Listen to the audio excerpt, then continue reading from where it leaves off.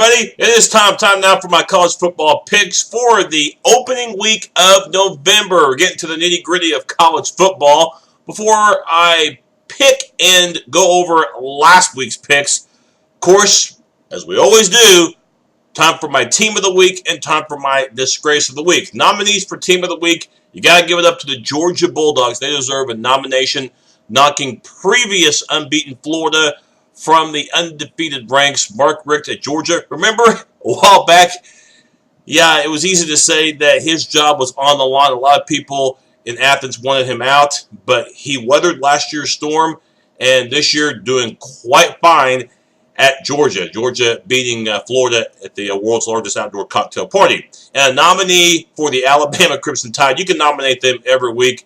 We knew that they were going to beat Mississippi State last week, but we didn't know that they were going to crush them the way that they did. Remember, Mississippi State entered that game undefeated, and it was like men against boys as Alabama continues to roll. Of course, they got the big one coming up against LSU, which we'll talk about in a little bit.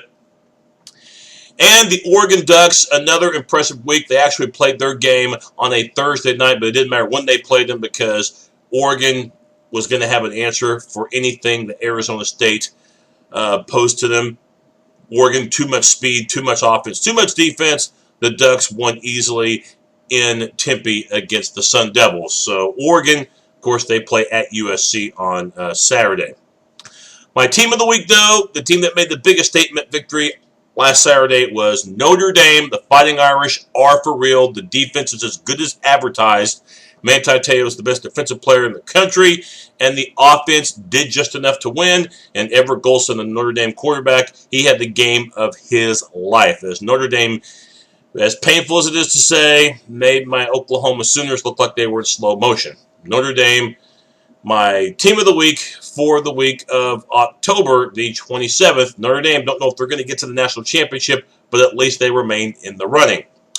And time for my disgrace of the week. No nominees. We just have one team to mention, and that's the USC Trojans losing at Arizona. Remember, USC was picked at the beginning of the year number 1, and then we saw some vulnerability as the season went on. The loss at Stanford, and now a loss at Arizona. Now, I know Arizona is an improved team under Rich Rodriguez, but USC was such a favorite to win the Pac-12 this year, and now they already have 2 losses, probably staring at 3 losses because they're playing Oregon, one of the best teams in the country, this Saturday. Lane Kiffin and USC, no question, my disgrace of the week. They haven't even come close to meeting the hype. Now, it's time for the picks.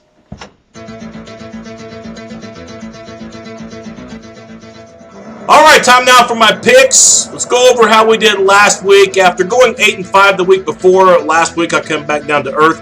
5-6 against the spread. The SEC just killed me. And for the year, yeah, it's been bad. 35-54-1. By the way, the almighty coin, it went a documented 8-3 against the spread. So for the year, it's still above 500 and still kicking my tail. 13 games up on me at 48-41-1. 5 weeks left to go. It'll be almost impossible for yours truly not only to beat the coin, but to get above 500, but we'll try to finish with some pride.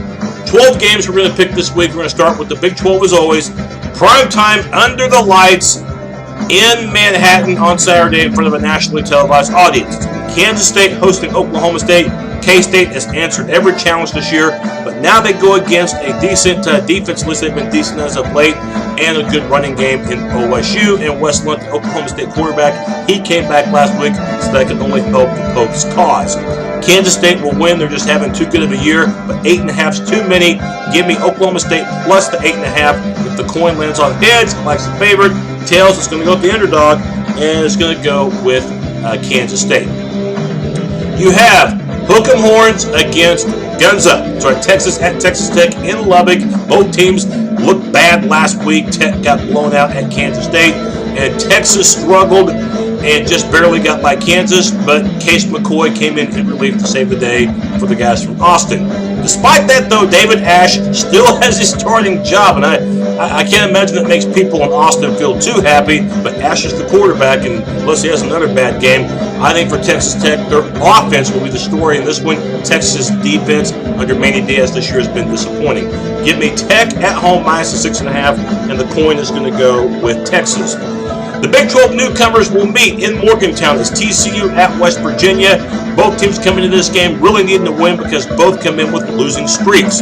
I'm more intrigued in this game by the over-under than I am the point spread. The over-under this week is 68, the total number of points that Vegas thinks will be scored. I think both defenses right now are bad, and I look for the 68 points to be surpassed, so give me the over. The coin lands on heads, it likes the over. Tails, it goes with the under, and the coin likes the over as well.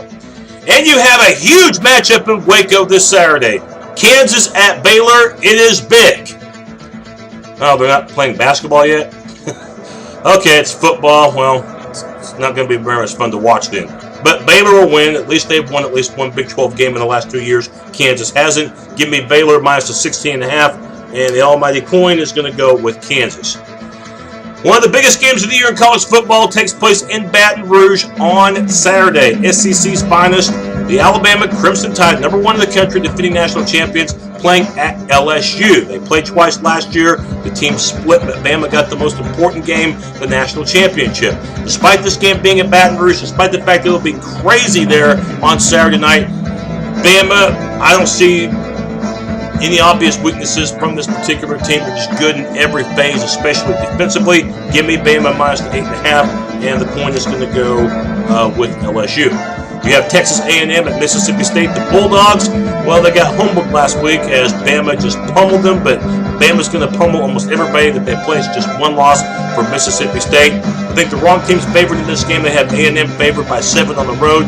I think Mississippi State will cover that spread. In fact, wouldn't be surprised if they won, straight up against the Aggies. Give me Mississippi State plus the 7, and the coin is going to go with Mississippi State as well. Notre Dame's at home against Pitt, the Fighting Irish. These next 3 games, they should be winnable ones. The only bad thing is that these next 3 opponents are going to bring Notre Dame's computer ranking down. So the Irish need to win with the human polls as far as style points. I think Notre Dame will get some. And Pitt, remember, they lost earlier in the year to Youngstown State. Give me Notre Dame minus the 17 at home, and the coin, the dime, is going to go with Pitt.